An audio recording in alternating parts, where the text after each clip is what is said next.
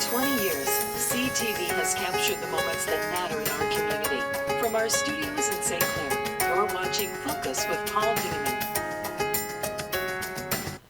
Well, welcome to another edition of the Focus program. My name is Paul Dingaman. Nice to see you along. We got some important information today, two segments, and we're beginning with Kirsten, Lyons. Welcome back to the Focus Show. Thank you. You have moved positions. You are now full-time with the St. Clair County Parks and Rec. Yes, that's correct. Wonderful. Yes. And you've got a beautiful new title. What's your title? My title is Naturalist Invasive Species Specialist. That is a big title. It's a big title, a lot of words. You sent me a press release the other day that said St. Clair County will be administrating and funding an aerial spray once again this year to provide relief to residents from those invasive species, spongy, formerly gypsy moths, caterpillars, and the foliage and impact that they cause. And the spray will occur early in May with a date to be determined based on the weather, tree canopy, contractor availability, and pest development. That's a big job. What's happening? What's going on? Yeah, so the spongy moth life cycle is such that the insect lays its eggs in late summer or early fall, and those eggs, we call the groups that they lay them in egg masses, and those persist for 8 to 9 months and hatch the following spring. So it gives us a long time to figure out how severe the infestation is going to be in the following spring. What does the spongy moth do to the trees? Yeah, so they eat all the foliage off the trees. Wow. So they eat the leaves. In 2021, there were places in St. Clair County that looked like it was winter in July because they had so few leaves on them, on the trees. So that can be pretty stressful to trees. They really need their foliage in order to sustain their whole life cycles. Yeah. So when the spongy moth eats the foliage, they do so kind of early in the season. So many of the trees will flush out a new set of leaves that same year, and that uses up their stored energy reserves, and that can stress them out. So if then we also get a drought or another pathogen or another pest, that could be really hard on trees. Nature is wonderful, isn't it? Well, Fascinating. This is an invasive species, so it's not a native. The insect that causes that defoliation, the spongy moth, formerly known as gypsy moth, it's not a native insect, so we call that an invasive species when it's not from around here and causes harm. Those two things together. Ben, if you'll throw up those slides here on the back screen, we can talk this through. This is a program update, April 2023 from Kirsten, Lyons. Okay, let's see the next slide. There we go. So this has been going on for a long time, though. Yeah, so this is one of the few invasive species that we have over 150 years of history and best practices and research to support our management actions for it. Amazing, amazing. It's very cyclical. We were really lucky that we didn't see an outbreak since about year 2000, and in 2021 we saw that sudden, severe, widespread outbreak in St. Clair County. Large outbreak in St. Clair County. Okay, Yep. Next slide. So that was basically where it was in the red. Yeah, so the DNR did an aerial defoliation survey in 2021, so they went up in airplanes and looked at the pattern of defoliation from above. There were many areas of the state where you didn't see very much of that red blob, but we were one of those areas where there was a lot of defoliation, enough to show up on their aerial survey. Okay, next. So that's what the culprit is. That's a spongy. So that's the moth. Yep. That's the right. spongy moth. Yep. And used to be called gypsy moth, but they Yep. changed that name a couple of years ago. Yep. So in 2021, in response to that severe outbreak, the county put together a centralized reporting mechanism online and created a website with lots of educational resources about the pest. Next. And that's actually what it is over on the left, so right? on the left, that's an egg mass. That's about the size, the diameter of a quarter. That's considered about an average size egg mass. can have 100 to 1,000 eggs in it. 100 to 1,000 eggs. So one spongy moth adult female that's been fertilized by the male can lay one egg mass. Wow. But each of those egg masses has a lot of potential baby caterpillars in it. Okay, keep going. There's the aerial spray. So that's what the aerial spray looks like. The planes fly pretty low over the treetops. It's just a really fine mist of the BT product that they spray. It has to coat the foliage, and has to coat the foliage at a time when we have leaves. So we haven't seen leaves yet. Right. Nope. So we can't Gotta spray wait. until we got leaves. And we haven't seen egg masses hatch. Can't spray till we got caterpillars. And go back to that last slide for 1 second, because I want to read that one sentence that says, the spraying is not harmful to pets, birds, fish, plants, insects, or humans. Right. So some you don't have people to be scared about You don't this have to be plant. afraid of this product. It won't hurt you. It won't hurt honeybees. It won't hurt Oh, okay. horses if your horses are out. Okay. It's pretty safe. Okay. It's Next. used in organic vegetable production. The same So product. So. this is the area in 2022. So that's last year. Yeah. So we did egg mass 5,100 surveys. acres you sprayed. Yep, so it was quite a bit of area. I can't even imagine what it would have been in 2021, but we didn't have an aerial spray program in 2021. $500,000. Where'd the money come from? We were really fortunate that the St. Clair County Board of Commissioners had a pool of resources to put toward the spray program last year and this year. Okay. So All right, next. This year's reports. This is already? So No. this was the reports that came in 2022. So Okay. summer of 2022, people noticed caterpillars in all of the areas that you can see with the colored markers. The areas that have a green marker we did an egg mass survey, things look good for them. In the areas that have a yellow or a red marker, there's only a couple that had red markers. Those were areas that we'd like to treat this year, or that may have a problem, and we're just going to kind of watch those. Okay. So, Next. All yeah, right. so that's an example of what a spray area looks like. Okay. They're all small this year, so there's no hundreds of acres in one chunk getting sprayed anywhere. They're all pretty Okay. small, 40 acres or less. Well, our coverage area covers Columbus and parts of Kimball and St. Clair Township, so these pictures are important to Great. the people. So yeah, so people can see Yeah. kind of those Okay, next. areas. Next step, egg. Yeah, so because the caterpillars haven't hatched yet, there's still time for people to go scrape off those egg masses.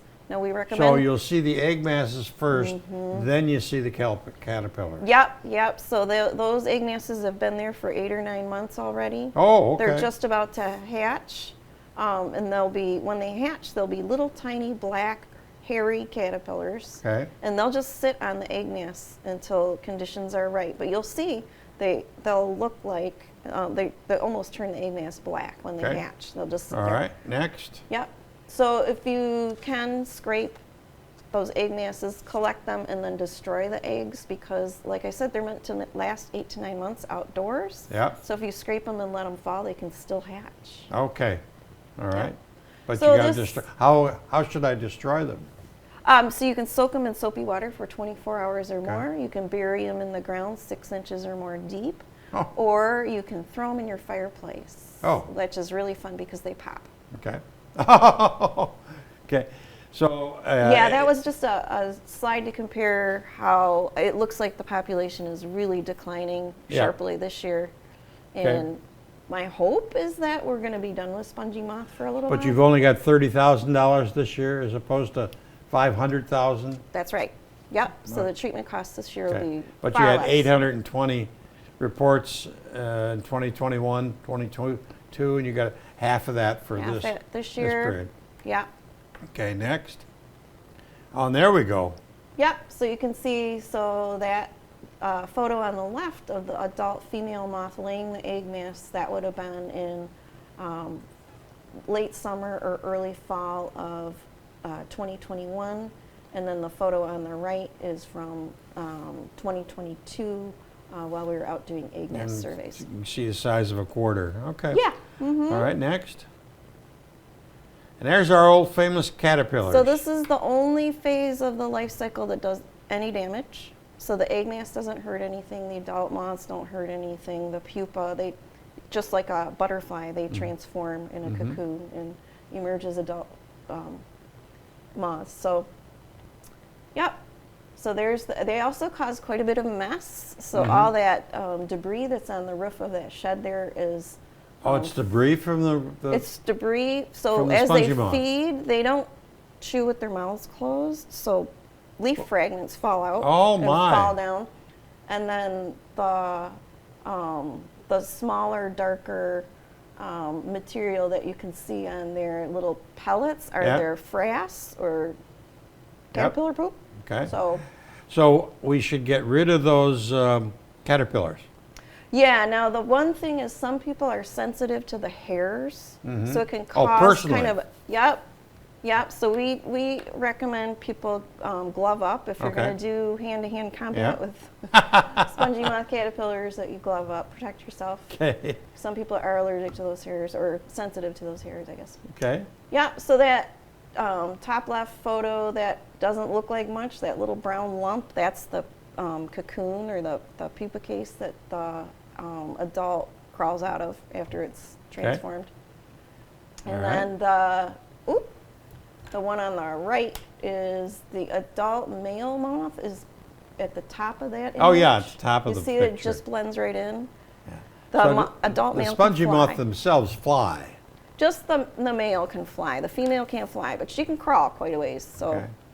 so she'll crawl up and wait for the male to come in and mate, and then she'll lay her egg masses. What And an interesting job you've got. it is an interesting job. Yeah, it is. So, so tomorrow and Saturday we'll be at Earth Fair, County Parks, and Out in and Goodles. everybody that's into environmental anything will be out at Earth Fair tomorrow and Saturday. Earth Fair is an annual deal. It always comes up Yep. in this time of year Yep. at Goodles Park, and it's put on by the county, by the Parks and Rec Department. It actually is. It's hosted. Earth Fair is its own 501c3 nonprofit organization.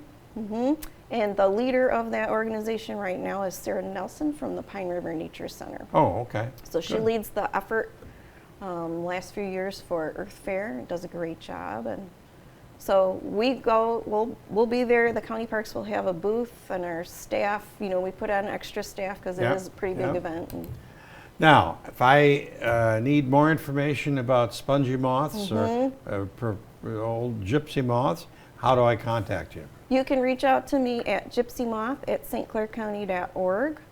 That's my email address, or you can go to our website, which is www.stclaircounty.org/caterpillars. So there's lots of information. They have their on there. own. They have their own page. Yep. Wow. Our own caterpillar page. Or you can reach out to me at my Parks and Rec email, which is klyons@stclaircounty.org.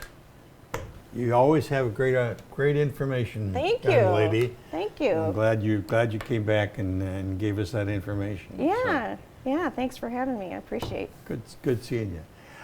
We'll be back with our next guest in just a second.